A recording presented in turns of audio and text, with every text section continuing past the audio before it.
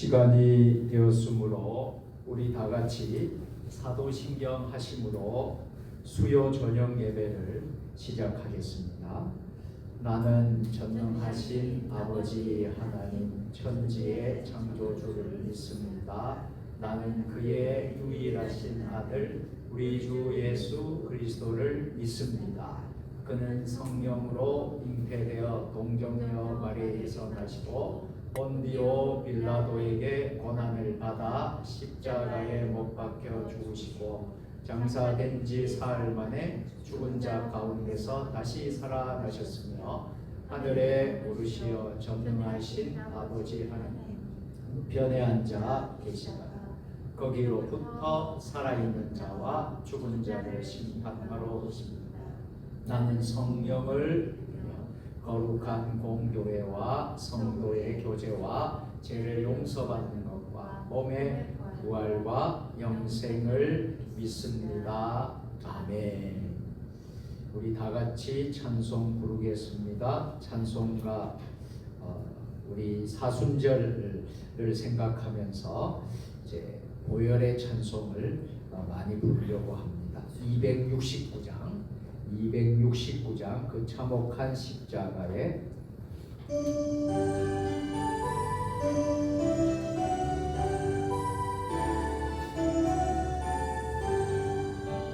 그 참혹한 십자가에 주 달려 흘린 피 샘물같이 흘러서 죄 씻어 주시네. 값 없어도 나와서 내 죄를 고하며 눈보다 더 이도록 찬송 여러 그리 나 믿노라 그 보혈 공로를 그 없어도 피 흘리사 날 구원하셨네.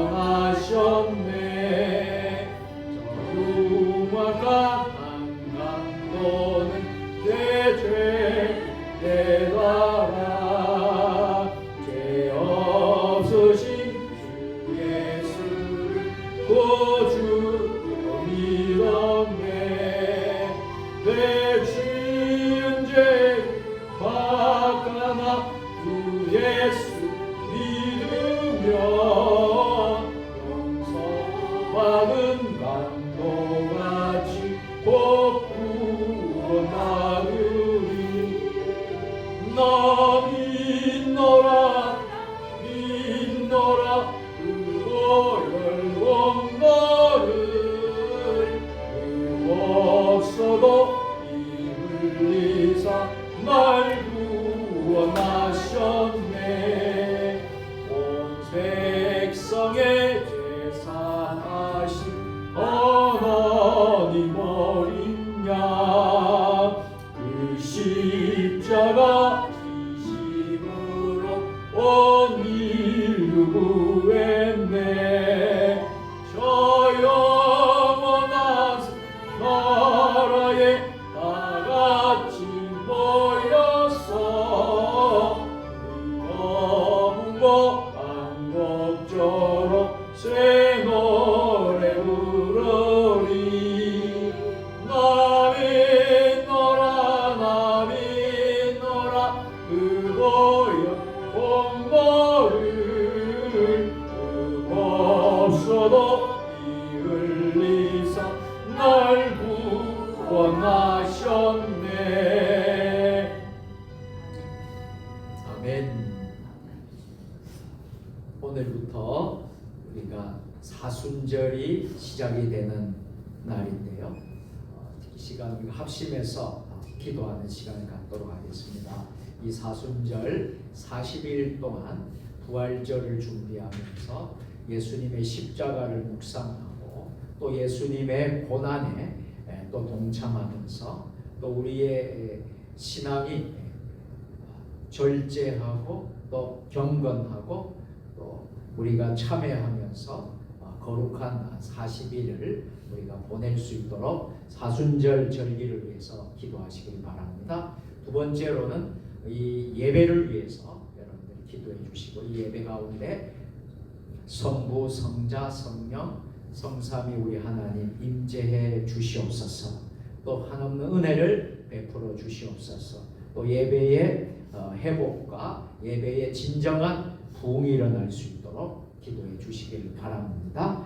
또 아울러서 이 나라 이 민족 지금 어려움에 처해 있는 이 모든 상황들을 하나님이 지키시고 도와주셔서 속히 회복이 되어 또 하나님이 쓰시는 귀한 대한민국 될 수 있도록 위해서 같이 기도하시고, 우리 자신을 위해서 기도하시고 또 나아갈 수 있었으면 좋겠습니다. 이 시간 우리 두 손을 높이 들고 주님 3번 부르고 간절하게 한 3분 정도 통성으로 같이 사순절을 위해서, 또 우리 예배의 회복과 부흥을 위해서, 또 이 나라 이 민족의 또 회복과 또 어려운 모든 문제가 다 해결될 수 있도록 위해서 같이 기도하고 우리 자신을 위해서 기도하겠습니다. 주님 3번 부르고 기도합니다. 주여, 주여, 주여. 아버지 하나님, 이 시간 합심해서 간절히 기도하게 하시니 감사합니다. 하나님 아버지, 무엇보다도 예수님이 십자가에 달리시고 죽으시고 고난당하신 아버지 하나님, 사순절을 오늘부터 제2수요일 오늘부터 맞이하여서 40일 동안 아버지 부활절 전날까지 아버지 하나님 우리가 주님을 묵상합니다. 주님을 깊이 고난에 참여하며 동참하며 아버지 하나님 우리의 삶의 모든 아버지들이 절제와 경건과 하나님 아버지 더욱더 주님 십자가를 더 가까이 할 수 있는 아버지 하나님 사순절 기간들이 될 수 있도록 주여 역사하여 주시옵기를 간절히 원합니다. 아버지 하나님 오늘 드려지는 이 예배가 성부, 성자, 성령, 성삼위 하나님께서 역사하여 주시고 임재하시는 예배가 되어서 이 예배의 진정한 회복과 예배의 진정한 부흥이 일어날 수 있도록 아버지 하나님 역사하여 주시옵소서.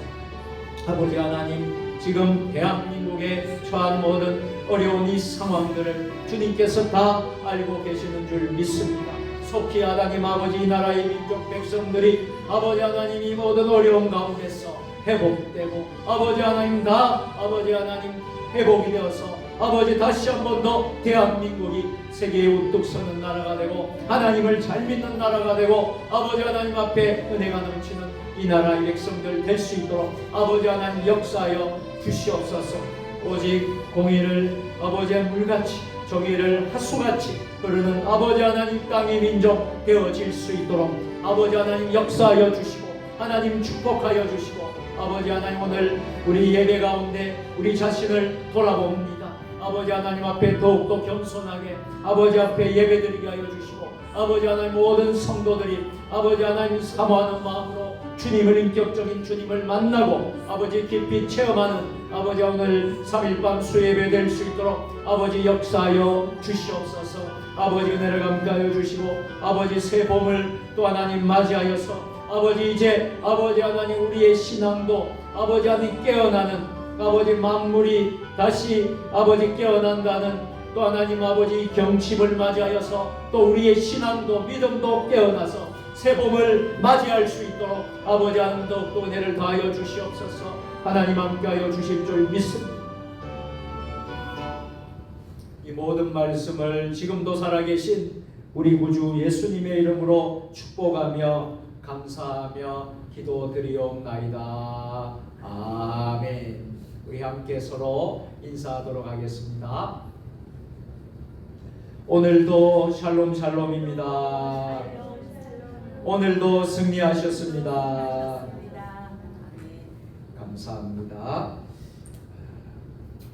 오늘 3일밤 수요예배 하나님 오늘 우리에게 주시는 말씀은 마가복음 1장 1절부터 8절까지의 말씀입니다.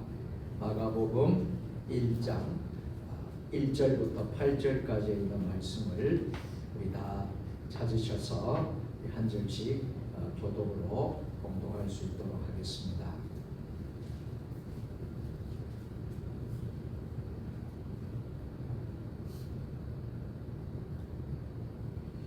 제가 먼저 봉독하겠습니다. 교독으로 가겠습니다. 하나님의 아들 예수 그리스도의 복음의 시작이라. 선지자 이사야의 글에 보라 내가 내 사자를 내 앞에 보내노니 그가 내 길을 준비하리라.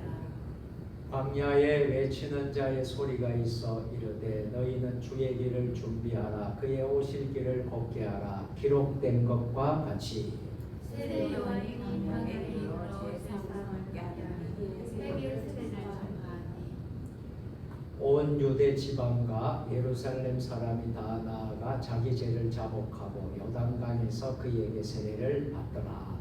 요한은 낙타도 옷을 입고 허리에 칼을 끼고 메뚜기와 사청을 먹더라. 그가 전파하여 이르되 나보다 능력 많으시니까 내 뒤에 오시나니 나는 그의 신발끈을 풀기도 감당하지 못하겠노라.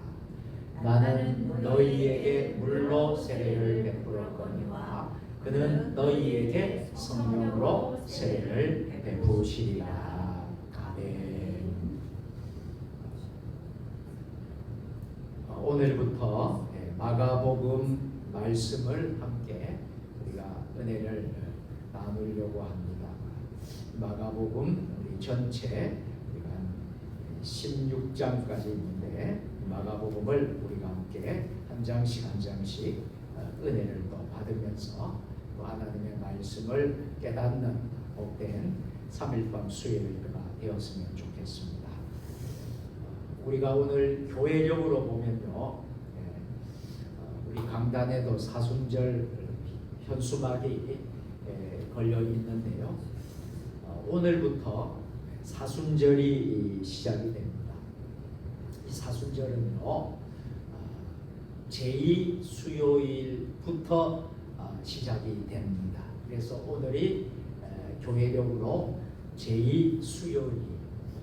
제2 수요일은 무슨 말이냐 하면 이런 의미가 있습니다. 제2 수요일은 사순절 기간을 알리는 그런 이제 시간인데 인간의 연약함과 회개의 의미를 되새기는 시간이 되겠습니다. 그래서 이마에 죄를 바르고요. 너는 흑인이 흑으로 돌아갈지니라는 창세기 3장 19절 말씀을 묵상하게 됩니다. 그래서 이 제2 수요일부터 시작해서 40일 동안 이 40일 기간이 40일 동안 그래서 이 40일을 이제 사순이라고 합니다. 그래서 사순절 그래서 이 사순절 영어로는 이제 렌트라는 그런 이제 단어인데 이 사순절은 부활절을 앞두고 약 며칠간요 40일 동안 이 기간에는 특별히 우리 그리스도인들이 어떻게 지켜야 되느냐 하면 몸과 마음을 깨끗하게 하는 것이 중요합니다. 몸과 마음을 정결하고 경건하게 하면서 지내는 우리 기독교의 절기 가운데 하나입니다. 그래서 이 부활절이 금년에는 4월 20일 날이 금년에는 부활절입니다. 그래서 부활절을 우리가 어떻게 준비해야 되죠? 이 사순절 기간 동안 경건하게 우리의 몸과 마음을 경건하게 해서 잘 준비하는 그런 절기가 되어야 돼요. 무엇보다도 이 기간 동안에는 제가 계속해서 말씀을 드리겠습니다만 예수님의 십자가를 묵상을 많이 하셔야 됩니다. 어느 때보다도 예수 그리스도의 그 십자가 고난을 묵상하며 매일 가능하다면 성경을 매일매일 읽고 또 성경을 이렇게 필사하고 쓰고 또 성경을 또 깊이 묵상하고 큐티하고 말씀을 깊이 이렇게 이제 들어가는 그런 시간들을 이 사순절 기간에는 가지셔야 합니다. 더불어서 참회하는 시간들을 많이 가져야 돼요. 그래서 하나님 앞에서 좀 잘못된 거, 하나님 앞에 허물과 죄악들을 철저하게 고백하는 시간들이 이 사순절 기간에 되어야 돼요.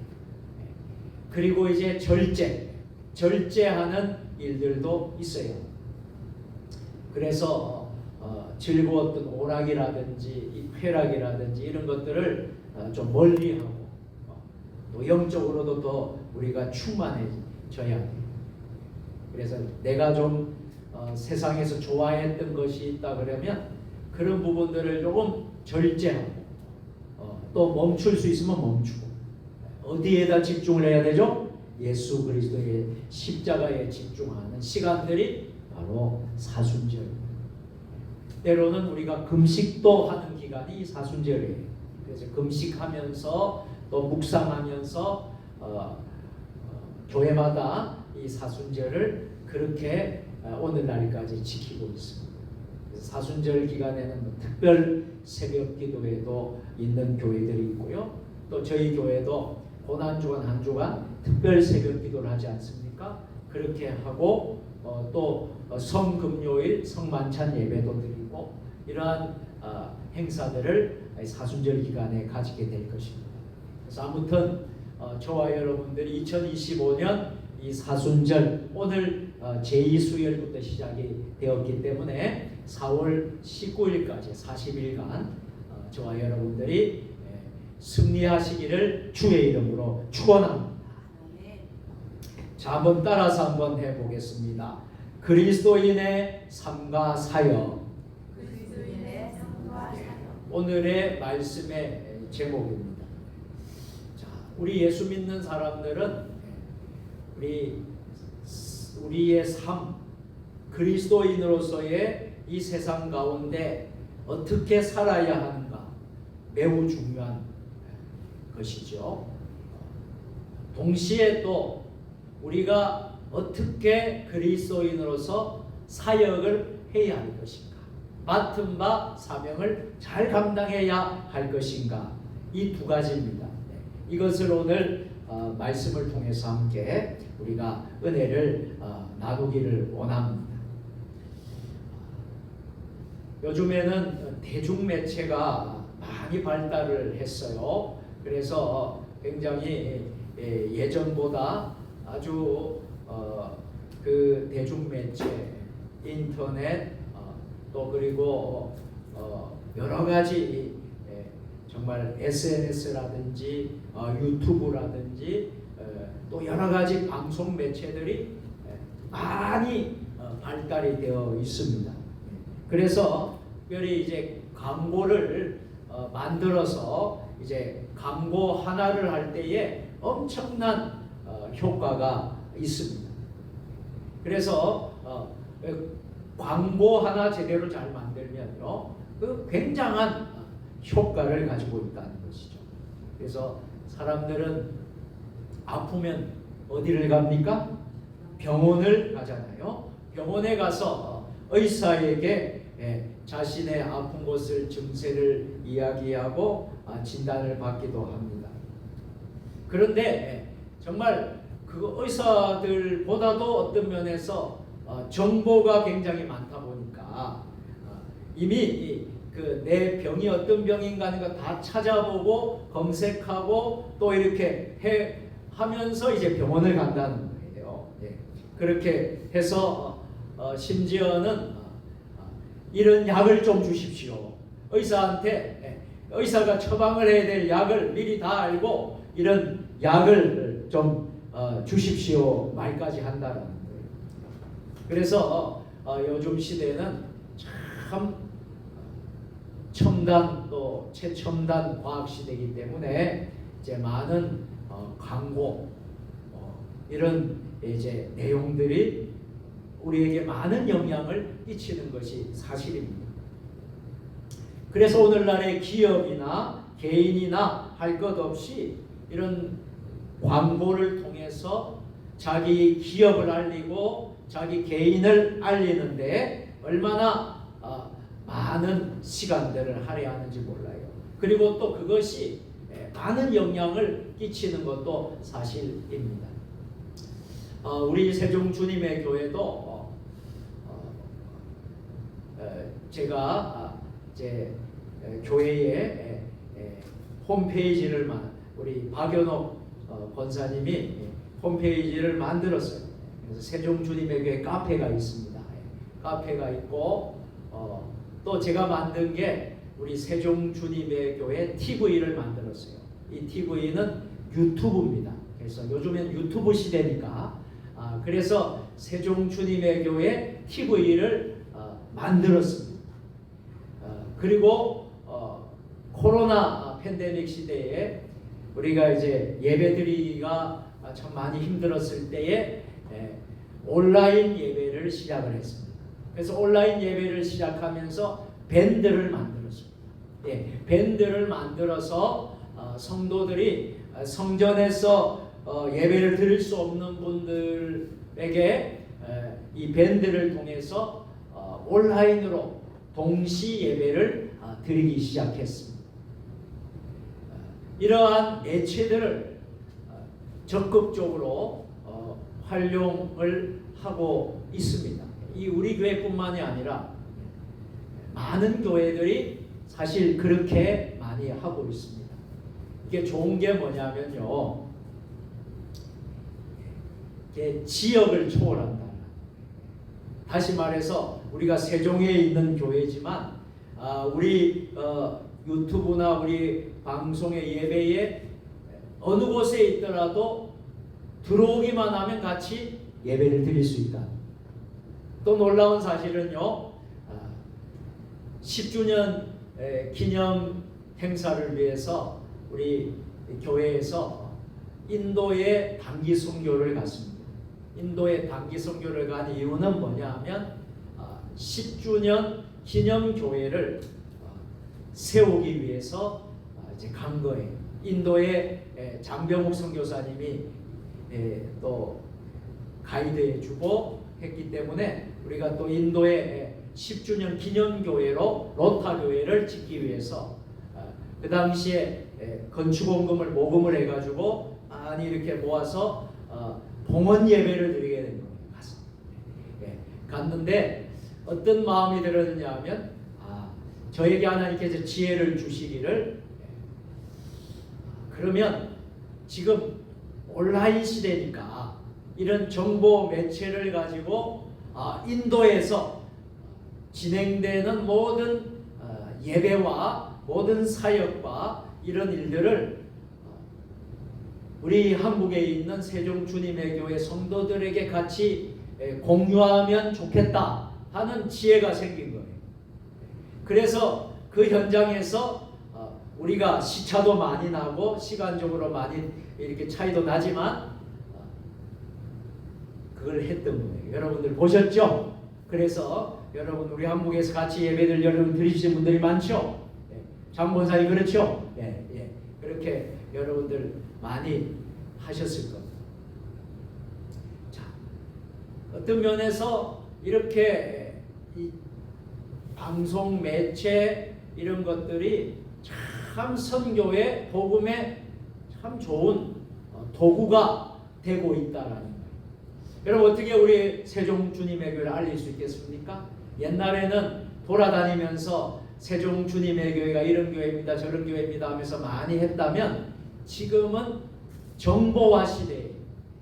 그래서 우리 교회에 있는 영상들을 여러분들이 이제 지인들이나 친구분들이나 전도 대상자들에게 보내준다 그러면 그분들이 우리 교회 예배를 이렇게 이제 볼 수 있지 않겠습니까? 그죠? 이것도 하나의 좋은 선교의 도구가 됩니다. 그래서 세종주님의 교회 유튜브, 세종주님의 교회 TV를 지금 우리 성도들 중심으로 해서 이렇게 이제 다 구독을 하고 있는데 우리 교회 174명이 세종주님의 교회 TV에 이제 구독자로 되어 있습니다. 그럼 적은 숫자가 아니에요.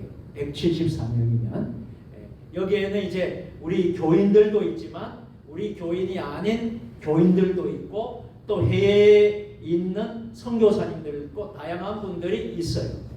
그러니까 얼마나 참 귀합니까, 그렇죠? 그래서 이런 사역들을 이렇게 참 한다는 것은 참 귀한 것입니다.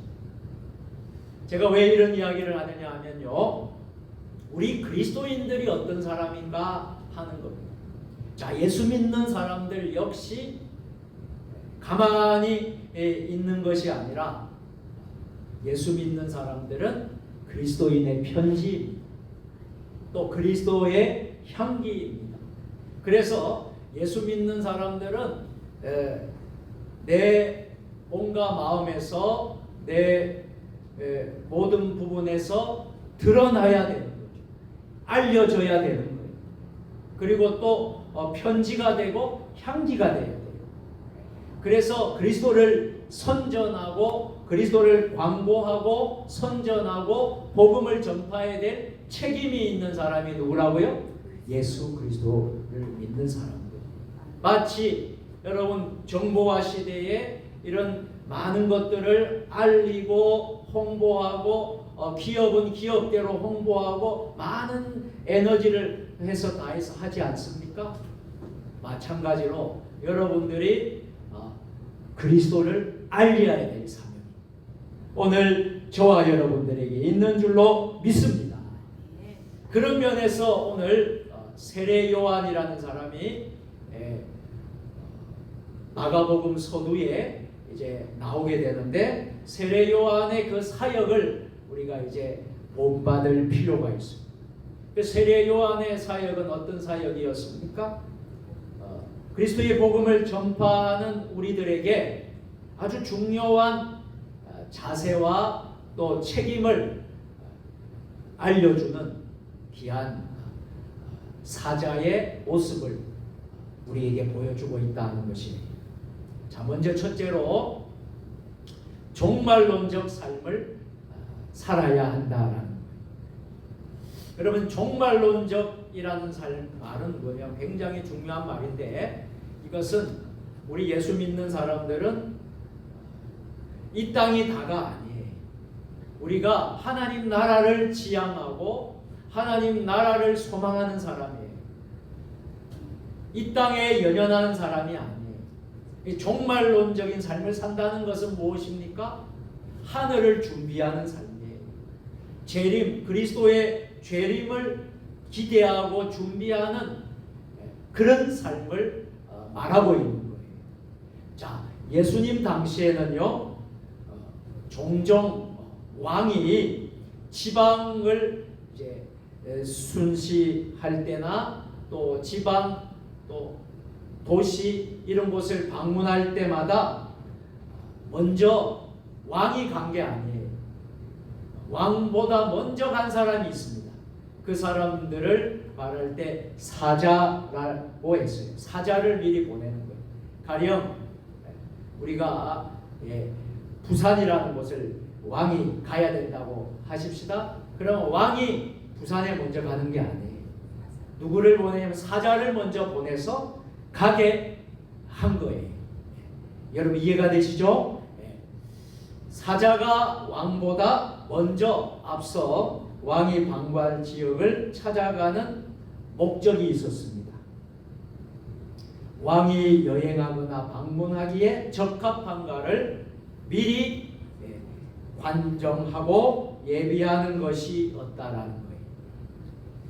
사자의 역할은 바로 이런 역할입니다. 먼저 방문지를 여행하면서 왕이 쉽게 올 수 있도록 골라 길을 평탄하게 한다. 그리고 왕이 방문하는데 전혀 불편함이 없도록 준비해야 한다는 거예요. 여러분 세례 요한의 사역이 어땠습니까? 바로 이와 같았다. 오실 그분을 위해서 그 길을 평탄하게 하고 오실 그분을 위해서 미리 다 준비하는 사역을 누가 했다 하는 것입니까? 세례 요한이 하셨다라는 거예요.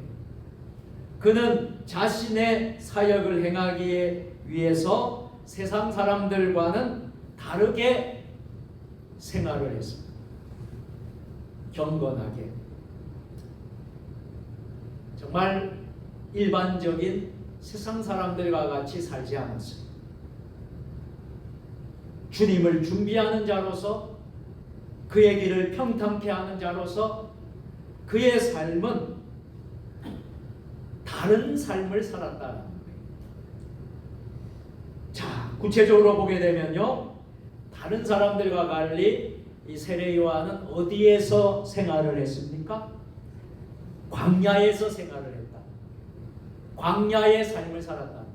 여러분, 광야가 어떤 곳입니까? 광야가 여러분 편한 곳입니까? 전혀 편하지 않아요.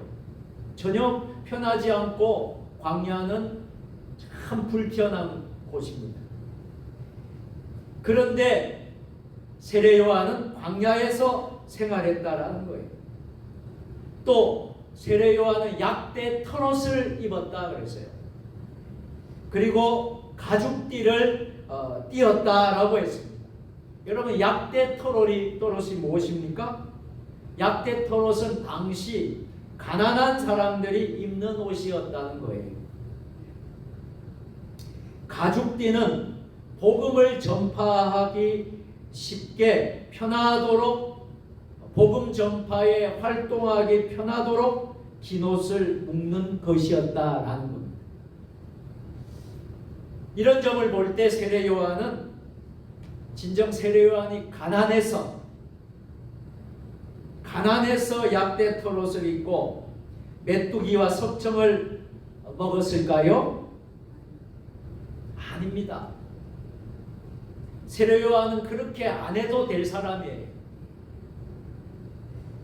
그러한 삶은 당시 다른 사람의 삶과는 전혀 다른 것으로 주님 대신 예수 그리스도를 소개하는 세례 요한의 사역이야말로 종말론적 삶을 살았다 하는 것입니다.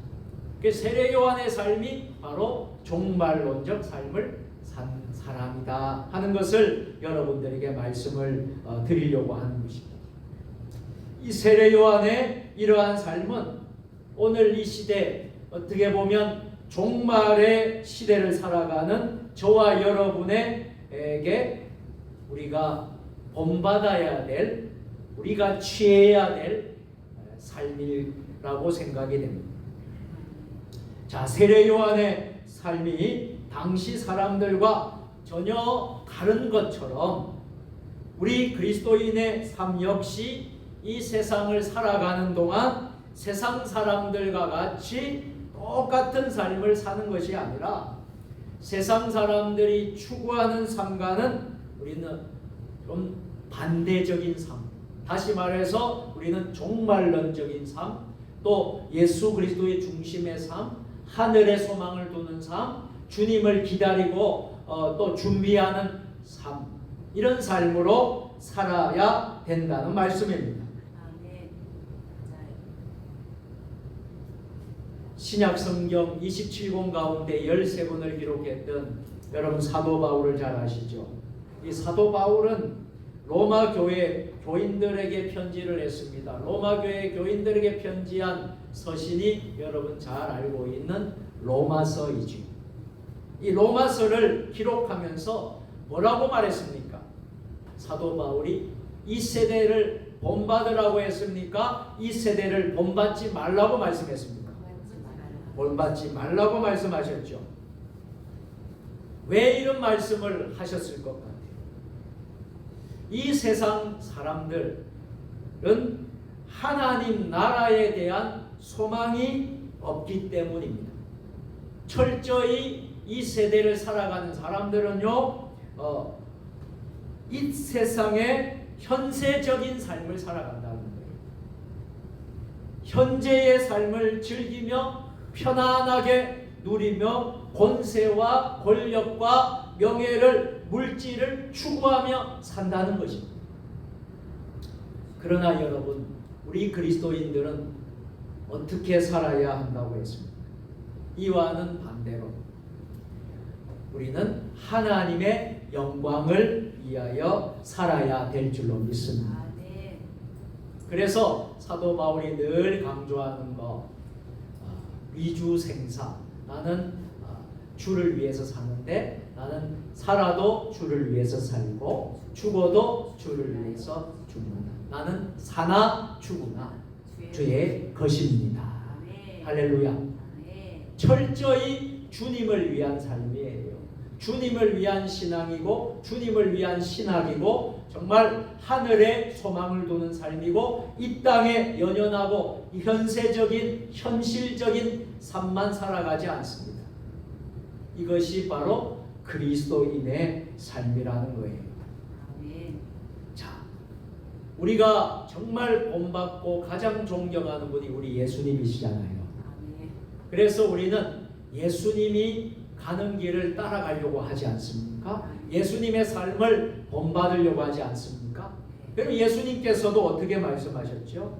예수님께서도 12명 제자들에게 많은 제자들에게 산상수훈을 가르쳤어요.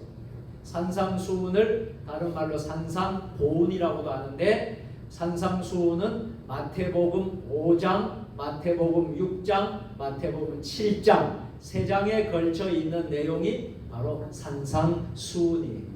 여러분 산상수훈을 집에 돌아가서 다 5장, 6장, 7장을 다 읽어보세요. 예수님이 뭐라고 말씀하셨습니까? 제자들에게 말씀한 것이 뭐예요? 너희는 세상의 빛이 되라. 너희는 세상의 소금이 되어야 한다. 빛과 소금의 역할을 감당하는 삶을 살도록 말씀하지 않았습니까? 이 삶이 바로 오늘 이 시대를 살아가는 우리 그리스도인의 삶이어야 하고 또 그리스도인의 사역이 되어야 될 줄로 믿습니다. 자, 마태복음 5장 13절부터 16절까지인데요. 우리 화면을 보시면서 다 같이 봉독하겠습니다. 너희는 세상의 소금이니 소금이 만일 그 맛을 잃으면 무엇으로 짜게 하리요? 후에는 아무 쓸데없어 다만 밖에 버려져 사람에게 밟힐 뿐이니라. 너희는 세상의 빛이라. 산 위에 있는 동네가 숨겨지지 못할 것이요 사람이 등불을 펴서 말 아래 두지 아니하고 돈 위에 두나니 이러므로 집안 모든 사람에게 빛이 되리라. 이같이 너희 빛이 사람 앞에 비치게 하여 그들로 너희 착한 행실을 보고 하늘에 계신 너희 아버지께 영광을 돌리게 하라. 아멘. 예수님이 말씀하신 삶이 무엇입니까? 우리가 이 세상에 사는 동안에 그리스도인으로 사는 사람들은 세상에 빛이 되어야 한다. 세상에 소금이 되어야 한다. 그래서 그 모습을 보고 세상 사람들이 믿지 않는 모든 사람들이 그 착한 행실을 보고 하늘에 계신 너희 아버지께 영광을 돌리게 될 줄로 믿습니다 하는 것. 이게 바로 우리 그리스도인의 삶이라는 거예요. 자, 이러한 사역을 위해서 세례 요한이 예수님보다 6개월 먼저 나오셔서 이 사역을 오실 예수님을 준비하시고 그분의 길을 평탄케 하기 위해서 그 사역을 하신 겁니다. 자, 이것이 바로 종말론적의 삶이고 주님 재림을 기대하면서 살았던 삶. 그렇다면 여러분들, 우리가 주님을 기다리고 주님 재림을 기다릴 때 우리는 어떤 자세가 되어야 되겠습니까? 깨어 기도하고 준비하지 않으면 안 된다는 겁니다. 여러분 잘 아시죠? 열처녀의 비유를 잘 아시죠? 슬기로운 5처녀와 미련한 5처녀가 있었죠. 그런데 이 처녀들이고 신랑은 누구입니까? 예수님을 말하는 거죠. 신부가 10명이 있는데 슬기로운 5처녀는 등과 기름을 미리 다 준비를 했어요. 그런데 미련한 5처녀들은 예수님이 언젠간 오시겠지, 그때 좀 돼서 내가 준비해야 되겠다 하면서 전혀 준비를 하지 못했어요. 그런데 이 예수님이 오시잖아요. 이제 그 등과 기름을 준비하러 갔어요. 그런데 어떻게 되었습니까? 가고 나서 누가 오셨어요? 예수님이 오셨어요. 그래서 슬기로운 5처녀는 그 예수님과 함께 들어가게 됐죠. 그런데 그 문에 들어가게 됐어요. 그런데 미련한 다섯째는 준비해서 왔어요. 그런데 그 문이 열렸습니까? 닫혀 있습니까? 닫혔습니다. 근데 중요한 것이 있어요. 한 번 닫힌 문은 열려요, 열리지 않아요? 열리지 않는다. 아무리 두드려도 열리지 않는 거예요. 이것은 우리에게 무엇을 의미하고 있는 것입니까? 깨어서 준비하며 기도하라. 다 때가 있다라는 거예요. 여러분, 주님 맞을 준비를 잘 하시기를 바랍니다. 천국 갈 준비를 잘 하시기를 바랍니다. 다시 오실 예수님을 맞이할 준비를 잘 하시기를 바랍니다. 이게 바로 종말론적인 삶을 살아가는 사람들의 모습이라는 거예요. 오늘날의 그리스도인들이 이러한 삶을 살 때에 우리 주변에 있는 믿지 않는 자들이 자신들과 다른 우리 그리스도인의 삶을 보면서 저들이 어떤 생각을 하게 될까요?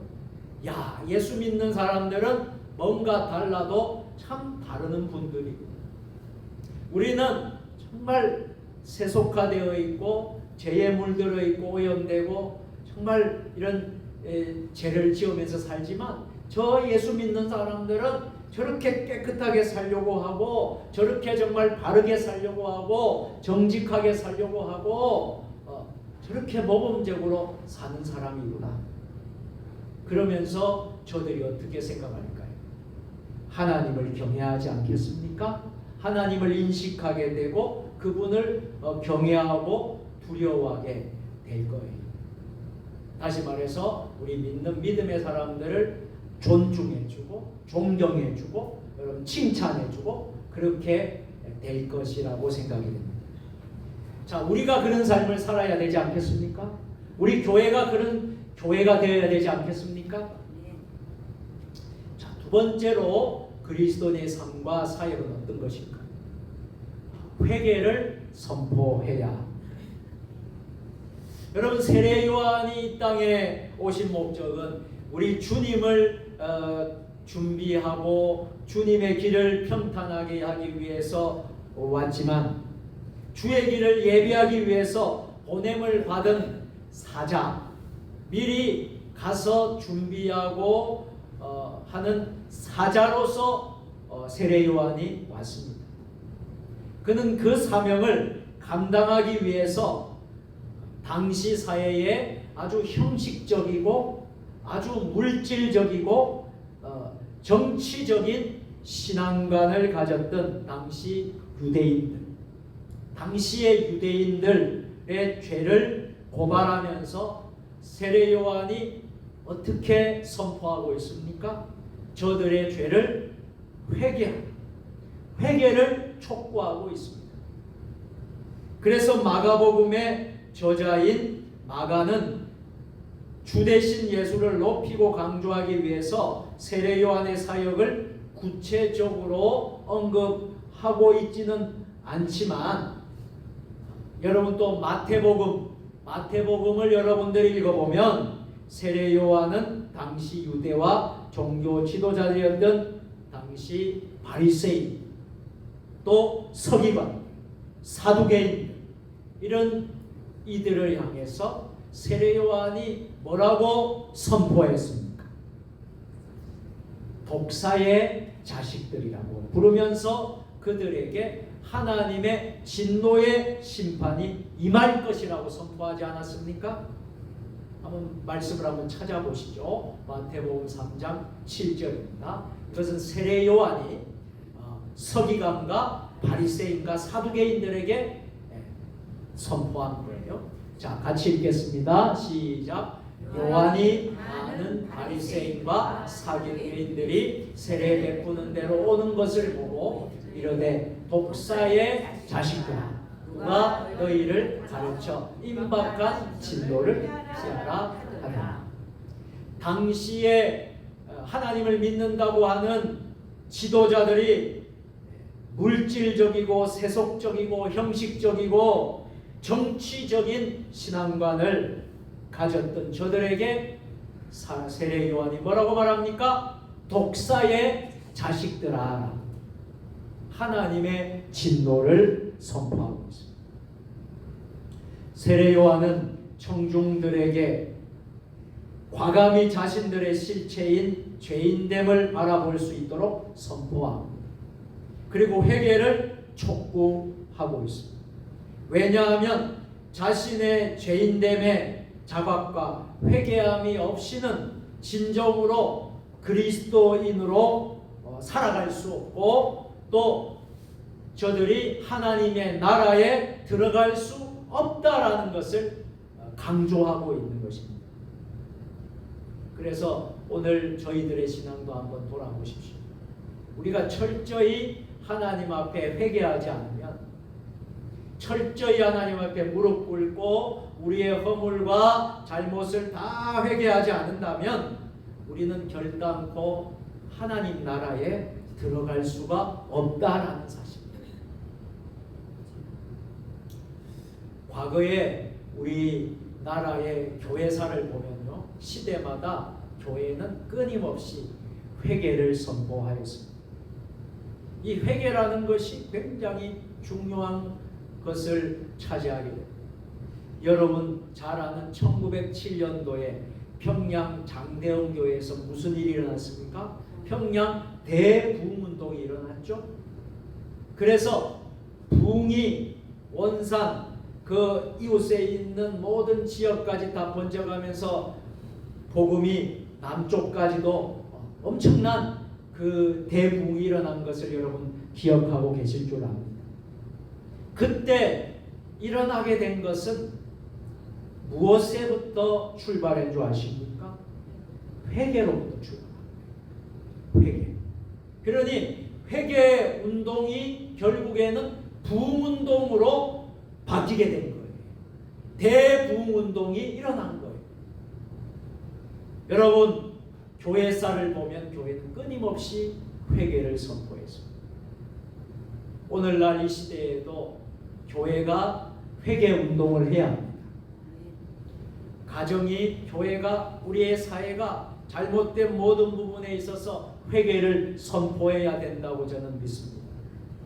그럴 때에 다시 하나님이 회복시켜 주시고 회복을 넘어서서 다시 부흥이라는 은혜와 복을 우리 모두에게 주실 것이라고 저는 믿습니다. 그래서 세례 요한은 회개를 선포하고 있습니다. 그런데 보세요. 어느 순간부터인지 교회의 강단마다 회개의 메시지가 사라지기 시작했어요. 말씀 가운데 회개의 말씀들이 사라지고 강단에서 선포되어지는 말씀들이 편안한 말씀, 안락한 말씀, 또 어떤 면에서 세상의 물질적인 축복을 구하는 메시지들, 이런 메시지들이 강단에 차고 넘치게 된 것입니다. 우리가 오늘 269장이라는 보혈의 찬양을 불렀지만, 제가 사순절 기간에는 특별히 보혈 찬송을 많이 부른다고 하지 않았습니까? 그런데 교회 강단마다, 예배 시간마다 이 보혈의 찬송이 사라지기 시작해요.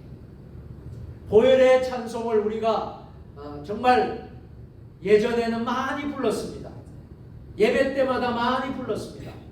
그런데 점점 그런 찬양들은 사라지고 다른 찬양들, 다른 찬송들을 많이 부르고 있지 않습니까? 비단 교회의 강단뿐이 아니라고 생각이 되어집니다.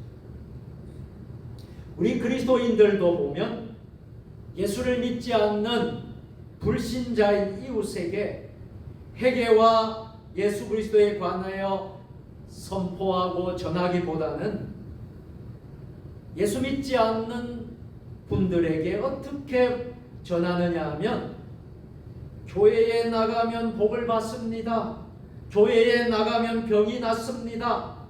교회에 나가면 정말 잘 될 것입니다. 이런 기복주의적인 말만 이야기만 한다라는 사실이에요. 우리가 다시 한번 돌아봐야 된다는 것입니다. 그런데 오늘 세례 요한은 그렇게 하지 않았다라는 거예요. 세례 요한은 복을 선포하고 치유를 선포하지 않았습니다. 세례 요한이 선포한 것은, 가장 먼저 한 것은 회개하라, 회개를 선포했다라는 사실이에요. 오늘 본문 4절 말씀입니다. 다 같이 세례 요한이 광야에 이르러 죄 사함을 받게 하는 회개의 세례를 전파하니. 아멘. 우리 예수님께서도 어떻게 했습니까? 세례 요한도 회개하라 선포했듯이 우리 예수님도 사역을 할 때에 회개와 하나님의 나라를 먼저 선포하셨다. 자, 마가복음 1장 15절 말씀인데요. 우리 화면을 보고 예수님이 이렇게 선포하신 거예요. 시작. 이르시되 때가 찼고 하나님의 나라가 가까이 왔으니 회개하고 복음을 믿으라 하시더라. 아멘. 세례 요한이 주님의 길을 예비하는 선구자로서 자신의 사역을 감당한 것처럼 오늘날 교회와 그리스도인들도 세상의 논리를 따라가는 것이 아니라 세상적인 복을 추구하고 치유와 같은 내용을 전하는 것이 아니라 오직 회개와 오직 복음을 선포해야 합니다. 그 이유는 우리가 죄인이라서 도저히 하나님의 영광에 도달할 수 없다는 사실과 또 예수님께서 우리의 죄를 감당하셨다는 이유 때문인 것입니다. 그래서 우리가 철저히 회개하고 복음을 선포하는 그 사명을 우리 그리스도인들의 삶으로서 또 그리스도인들의 사역으로서 오늘 우리가 해 나가야 하는 것입니다. 자, 마지막 세 번째로 오직 주를 높여야.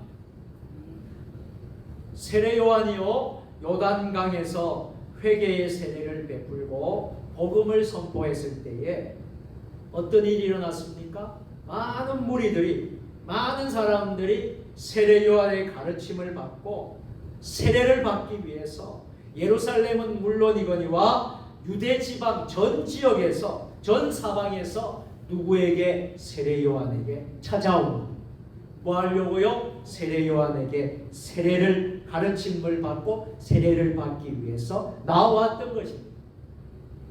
그 중에는요 사회 각계각층에서 내노라고 하는 사람들 뿐만 아니라 또 교만에 가득 찬 사람들, 교만에 가득 차고 아집에 가득 찼던 유대 종교 지도자들도 그 자리에 있었습니다. 다시 말해서 세례 요한은 예수님의 사자로서 그 지방에서 가장 어떻게 보면 유명한 사람이 되었습니다. 그러나 세례 요한이 취한 자세는 어땠습니까? 자신이 메시아라고 하지 않았습니다. 자신이 예수라고 말하지 않았습니다.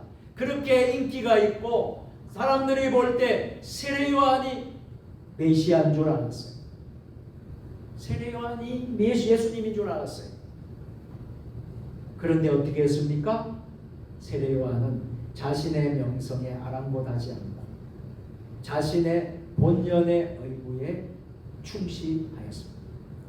이 세례 요한의 모습을 보게 되면요 정말 멋있지 않습니까? 우리가 믿는 믿음의 사람들이 이런 삶을 산다 그러면 얼마나 멋진 삶을 살지 않겠습니까? 자, 그 이유는 자신 뒤에 오실 분이 계시다라는 거예요. 그분이 누구십니까? 예수 그리스도이십니다. 자신 뒤에 오실 예수 그리스도를 높여야 하는 것입니다. 오직 주님을 높여야 하는 것입니다. 이것이 바로 그리스도인의 삶이고 그리스도인의 사역이라는 거예요. 우리가 목사로서 장로로서, 권사로서, 집사로서 직분을 맡아서 부서에서, 위원회에서 맡은 직임들을 감당하고 있는데, 이것은 우리가 높여지기 위해서, 우리를 자랑하기 위해서, 우리를 내세우기 위해서 하는 것이 아니라, 우리가 이 직분과 이 사역을 감당하는 이유는 단 한 가지, 오직 주님을 높이기 위해서, 하나님 영광을 드러내기 위해서, 모든 영광을 하나님께, 솔리 데오 글로리아, 모든 영광을 하나님께. 너희는 먹든지 마시든지 무엇을 하든지 하나님 영광을 위하여 하라. 모든 영광을 하나님께. 이 사명을 감당하기 위해서 저는 목사의 직임을 감당하고 있고, 여러분은 여러분대로 직임을 감당하고 있는 것입니다. 오직 주를 높여야 한다는 거예요. 세례요한은 철저히 자신은 내려앉아서 뒤에 오실, 장차 오실 예수님을 높이기 위해서 많은 사람들이, 예루살렘뿐만 아니라 유대 사방에서 왔던 사람들이 칭송하고 정말 그를 따르고 그를 쫓아가고 높이고, 그런 상황 속에서 세례요한은 철저히 겸손을, 내 뒤에 오실 그분을 저는 준비하는 사람입니다. 예비하는 사람, 그분의 길을 평탄하게 하는 사람입니다. 철저히 그렇게 고백하고 있다는 거예요. 자, 세례 요한이 주의 길을 예비하는 선구자로서 자신의 사역을 감당한 것과 같이, 오늘날 교회들과 또 그리스도인들 역시 세상의 논리를 따라 복이나 치유나 세상적인 기복적인 그런 내용을 전하는 것이 아니라 오직 회개와 복음을 선포해야 합니다.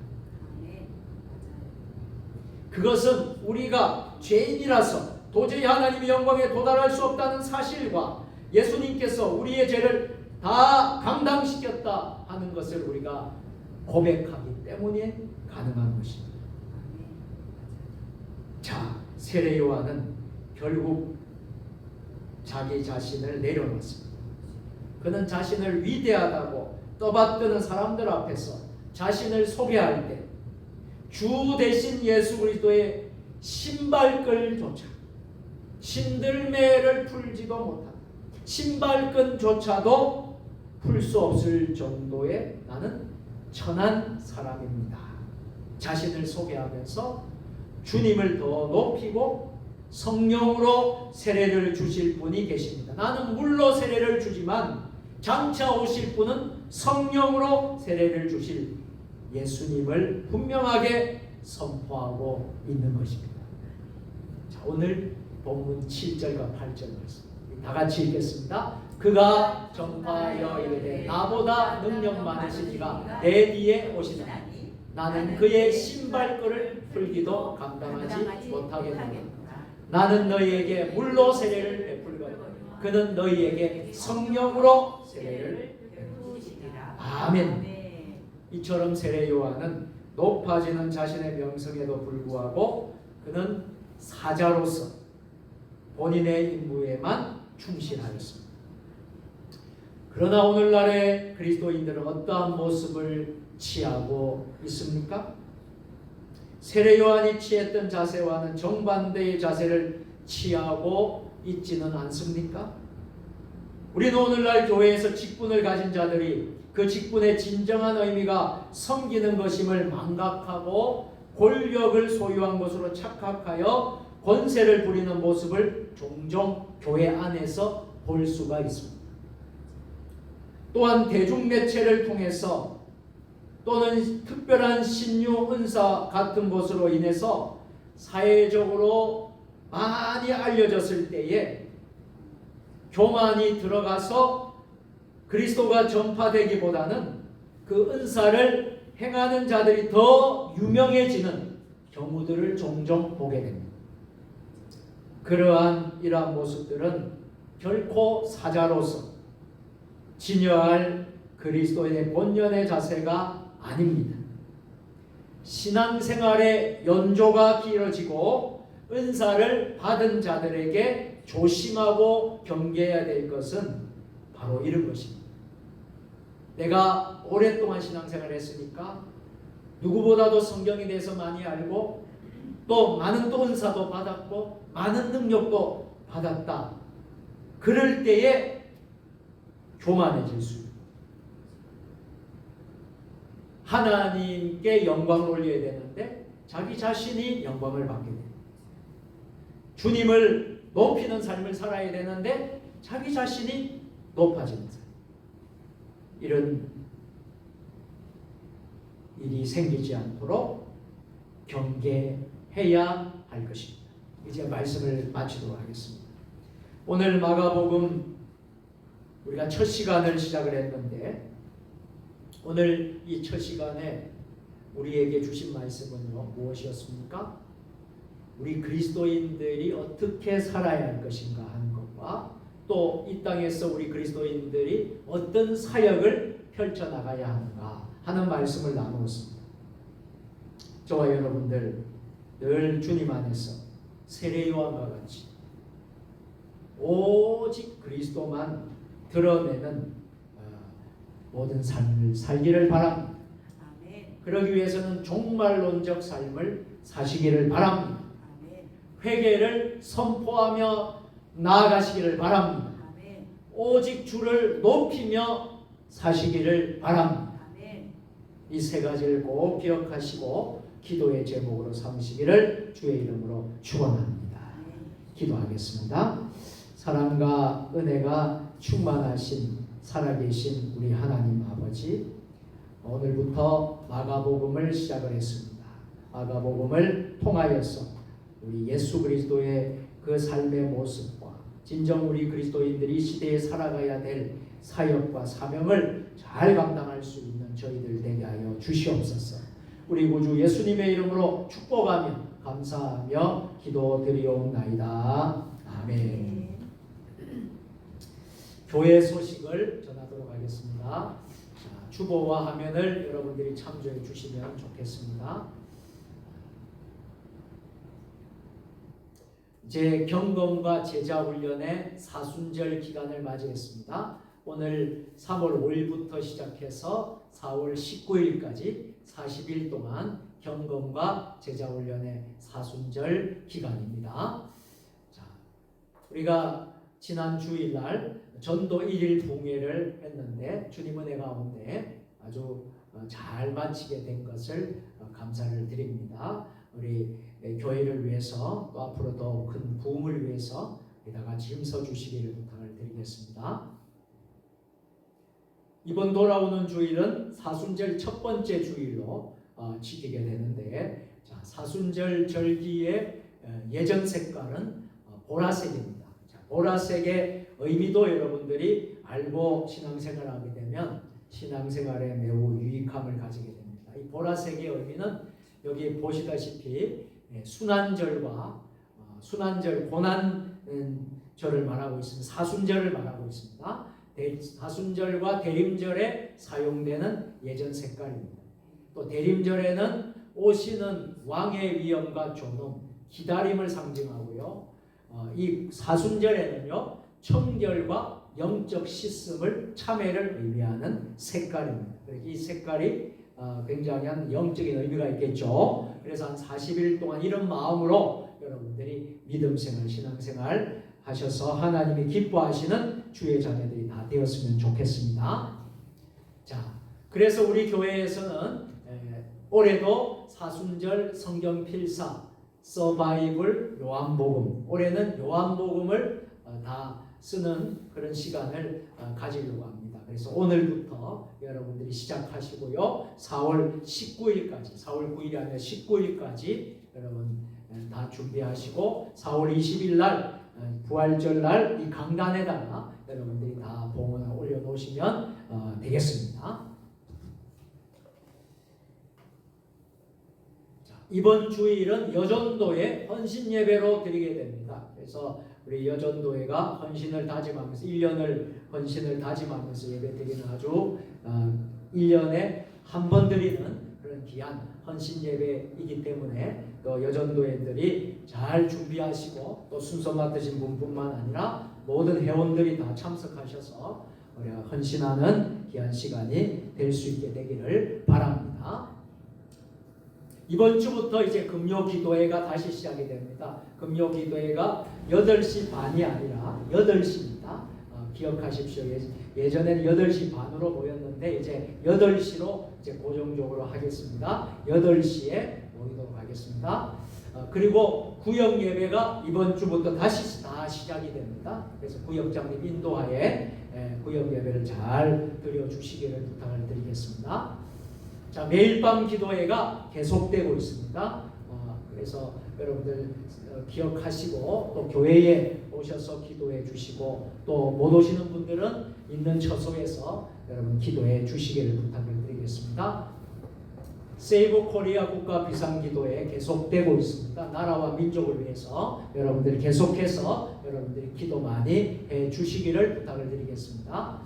자, 여전도회에서 물품을 다 모아서 선교하는 일에 또 물질적으로 또 이게 우리가 귀한 일에 쓰이려고 합니다. 여러분들 협조해 주시고 여전도의 사업이 잘 될 수 있도록 협력해 주시길 바랍니다. 이번 주일에는 정기당회로 모이겠습니다. 자, 이제 특별헌금에 공지를 합니다. 제가 오늘 우리 어저께인가 밴드와 또 우리 홈페이지 또 이렇게 톡에다가 다 올렸는데 이 특별 헌금을 이번 주일날 주일 예배 시간에 봉헌 예배 드릴 때 여러분들 하시면 좋겠습니다. 이제 무슨 내용이냐면 이미 다 알고 계실 텐데요. 백영식 목사님께서 이렇게 이제 소식을 주셨고요. 또 우리가 방송을 통해서도 이런 소식을 받았습니다. 우리 장로교 선교사님이신데 김창열 선교사님 그리고 또 사인 이리문 선교사님 두 분이 마다카스카르라는 곳에서 선교를 하고 있었는데 교회 건축을 위해서 또 준비도 하고 있었는데 그 강도의 습격을 받아서 그만 순교를 당하셨습니다. 김창열 선교사님은 백영식 목사님의 장신대 69기 동기이십니다. 그래서 누구보다도 다 잘 아시는 그런 이제 목사님이고 선교사님인데 그분이 이제 돌아가시고 사이도 함께 돌아가셨어요. 그래서 십시일반 이제 모금을 하려고 합니다. 그래서 주일날 여러분들이 교회에 오실 때에 이제 헌금함에다가 감사 헌금에다가 특별 헌금이라고 적으시고 여러분들이 정성껏 준비되는 만큼 여러분들이 이렇게 봉헌함에 넣어 주시면 주일날 재정부에서 다 정리를 하고 그 돈을 다 모아서 백영식 목사님에게 드리겠습니다. 드리면 백영식 목사님이 화요일날 이제 장례식장에 참석을 합니다. 순천에 그러면 전달해서 진행이 될 수 있도록 그렇게 우리 교회에서 준비하려고 합니다. 그래서 여러분들이 십시일반 이렇게 조금씩 여러분들이 힘써 주시고요. 이미 제가 알기로는 우리 권사님들, 집사님들 중에서도 계좌로 이미 보내신 분들이 더 있으리라고 생각을 합니다. 그분들에게도 감사를 드리고요. 이번 주일날 특별헌금 시간을 여러분 꼭 가질 테니까 기억해 주시고 협력해 주시길 부탁을 드리겠습니다. 자, 나머지 광고는 여러분 눈으로 보시고 여러분 주보를 참고해 주시면 좋겠습니다. 자, 이제 말씀을 생각하시면서 찬송 다같이 542장 부른 후에 축도로 오늘 3일 밤 수요 예배를 모두 마치도록 하겠습니다.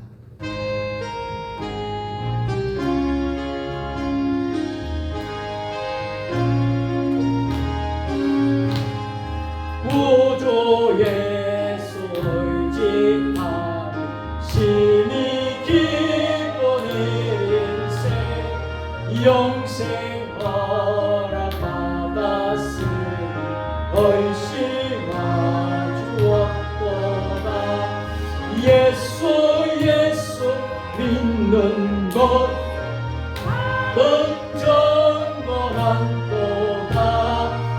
예수의 귀한 예수 믿음 없어서 보조 예수 올지만 심히 기도 내릴세 주를 믿는 나의 맘 그의 피에 적시네 예수 믿는 것은 받은 증거만 또다 예수 귀한 예수 믿은 것 없어서 보조 예수 의지하여 죄악 벗어버리네 아니 받고 영생하를 주께 얻었네 예수 믿는 것은 받은 증거만 또다 예수 귀한 예수 믿은 것 없어서 구주 예수 의지하여 구원함을 얻었네 영원토록 지나도록 주여 함께 하소서 예수 믿는 것은 받은 증거만 또다 예수 귀한 예수 믿은 것 없소서